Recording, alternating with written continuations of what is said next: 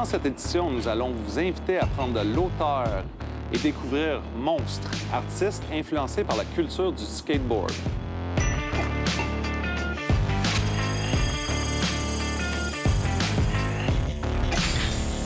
C'est à partir de son esthétique visuelle, son histoire et ses motivations que nous tenterons de découvrir les éléments clés pour l'ascension d'une carrière.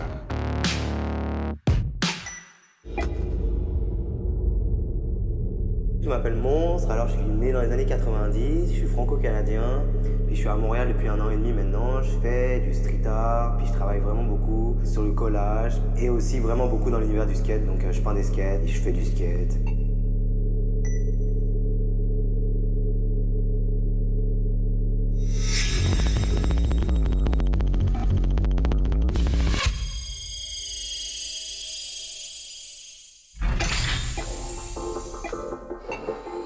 Bonjour Monstre. Salut. Explique-nous un petit peu qui t'es. Ok, alors moi j'ai fait une école de graphisme, donc tout part de là en fait, vraiment du graphisme et comme du travail un peu sur l'ordinateur.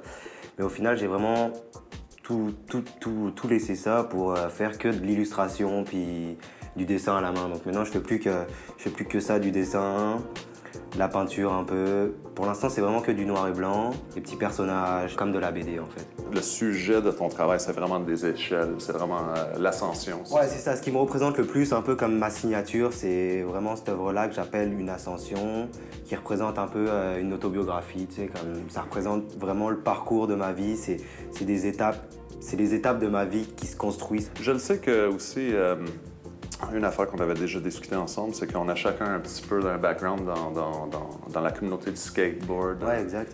Et je pense qu'il y a comme pas mal de points communs entre les graffeurs puis les skateurs, parce qu'en fait, c'est vraiment...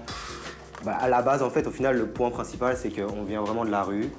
Puis tout le regard change, parce que justement, un graffeur, quand il sort dans la rue, ou peu importe, un street artiste, va repérer un peu les spots où il va pouvoir comme transformer, peu importe, un mur ou un bloc, tout ce qu'il a comme un canevas pour pouvoir peindre. Puis un skater, c'est exactement pareil, sauf que lui, il voit tous les modules où il va pouvoir skater, comme où il va pouvoir faire un petit saut, ou comme aller trouver, escalader un spot pour pouvoir, etc., etc. Donc c'est vraiment comme, c'est la vision de la rue se rapproche vraiment entre un skater puis un graffeur. Puis c'est là que ça devient intéressant justement de skater dans la rue quand tu fais du street, parce que c'est ça qui est chouette, tu te balades, tu vois un petit mur, puis tac, t'as une petite idée ou t'as un petit truc, puis quand tu fais du skate, c'est vraiment, vraiment similaire. Toi, t'as commencé à faire du skateboard, en fait, avant que t'as commencé en art, si j'ai bien compris. Ouais, c'est ça, je skatais un peu plus jeune, puis en fait c'est comme si j'avais switché entre les deux, tu sais, je skatais un peu,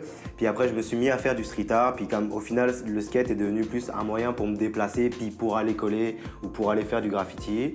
C'est sûr que je traînais vraiment avec un groupe de skateurs, puis donc eux, pareil, on allait dans les skateparks. Puis c'est ça qui est chouette aussi, c'est que tous les milieux du skate sont reliés avec le graffiti. Tu sais, comme il y a du graffiti dans des skateparks, il y a du street, il y a du tag, puis donc tous les endroits où tes amis vont aller skater, pour toi qui fais du dessin ou qui fais du street art, en fait ça va être aussi un spot pour toi pour aller faire de la peinture en même temps, parce qu'un bloc où tu vas pouvoir skater, ça va être aussi un bloc où tu vas pouvoir faire de la peinture pratiquement à chaque fois. Tu sais. Mais ça devient quasiment des espaces qui deviennent occupés, si tu veux, par des jeunes ou des jeunes adultes, si tu veux. Ouais, c'est ça, on prend possession de l'espace au final, puis c'est vraiment comme un esprit qui marche ensemble, encore une fois. Tu sais, le skateur va voir ça, puis le graffeur va voir le même objet, mais au final d'un autre œil.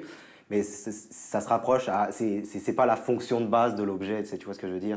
Ça transforme vraiment l'utilité même de la chose. C'est comme, au lieu que ça soit une borne, peu importe, nous on va se dire, ça va être un truc pour faire, peu importe, là, de la peinture, du skate, etc. T'sais.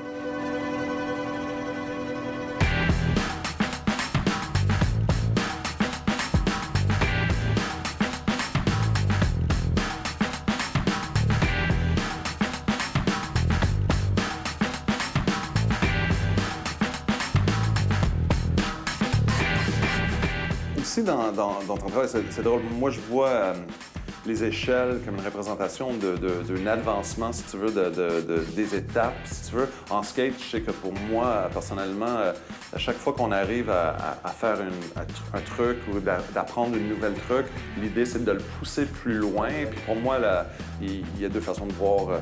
Loin, ça peut être linéaire ou ça peut être...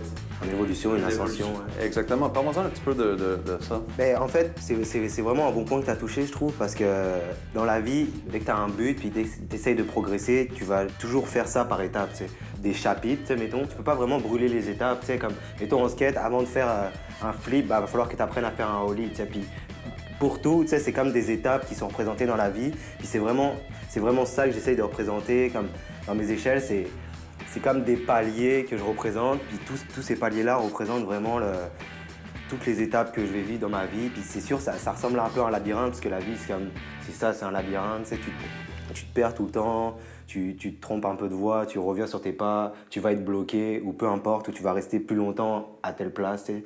Donc c'est vraiment ça que j'essaye de représenter dans ce travail-là. Puis en plus de ça, c'est le titre de cette œuvre-là, c'est Ascension, parce que ça représente vraiment, tu sais, dans la vie, ça arrive, mais tu sais, la plupart du temps, tu fais vraiment que avancer, tu sais, dans la vie. Donc, même si des fois tu tombes puis tu fais des erreurs, ça va toujours te servir pour plus tard. Et ça représente encore une fois une étape de la vie, tu sais.